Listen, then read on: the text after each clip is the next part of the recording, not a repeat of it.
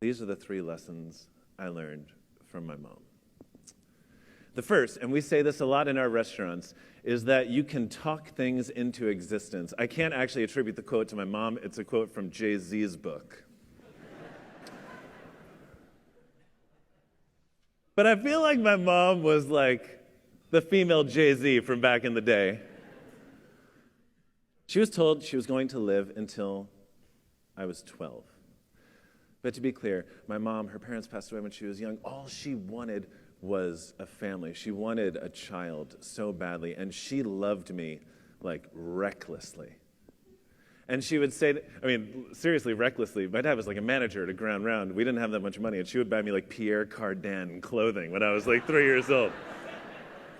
Which, had it not been for her sickness, I think would have led to the end of the marriage. And she said to my dad so frequently, I'm going to see him graduate college. And my dad, obviously in an uncomfortable position every time she said that because he knew the reality of the situation but also didn't want to remind her, would kind of, go along with it. But then I turned 12. And then I turned 13. And then I turned 14 and 15 and 16. And she was just along for the ride. Then I graduated high school and everyone got very nervous in my family. And then I graduated college, and my dad, he's amazing. He figured out, he got this medical vehicle, and I went to Cornell, and they did a test trip up there to make sure that she could get to Cornell to watch me graduate. But 2 days before graduation, she slipped into a coma, and she couldn't go to the graduation. But I graduated, threw my cap in the air, jumped in the car, drove to Boston, went to her hospital room, fell asleep on her bed, and in the middle of the night, she woke up, and we had an amazing conversation, which you'll soon find out was the first time we'd had a conversation in a while, and then she passed. She made it to see me graduate college, which she'd said from the age I was 7, and she made it by a number of hours.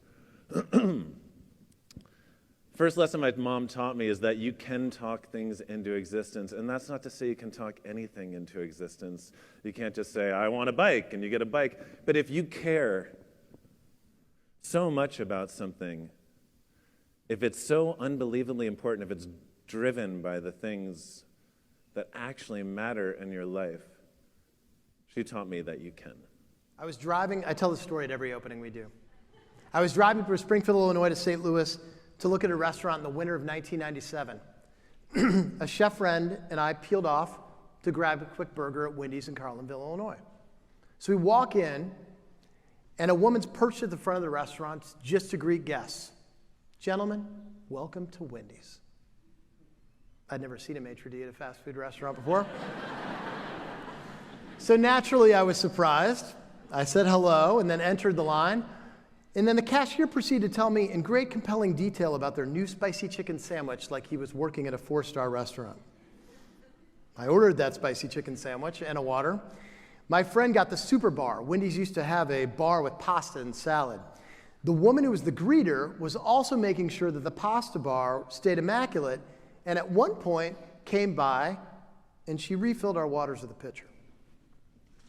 It was at this point I turned to my friend Scott and said, what the hell's going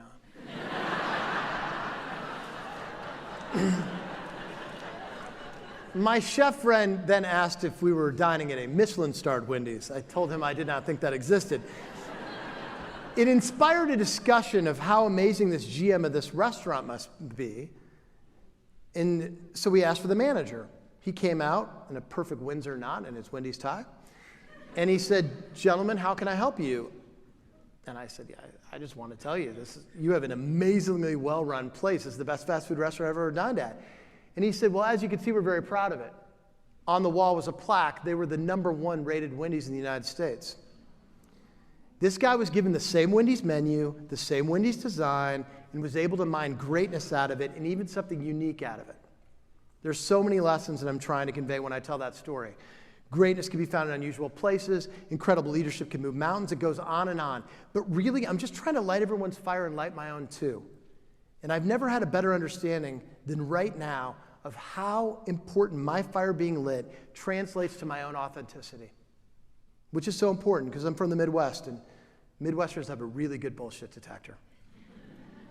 And for most of our guests, more important than perfection, our guests want us to be real. And I can only be authentic and inspirational and restorative if I take the time and buy back the time to restore myself.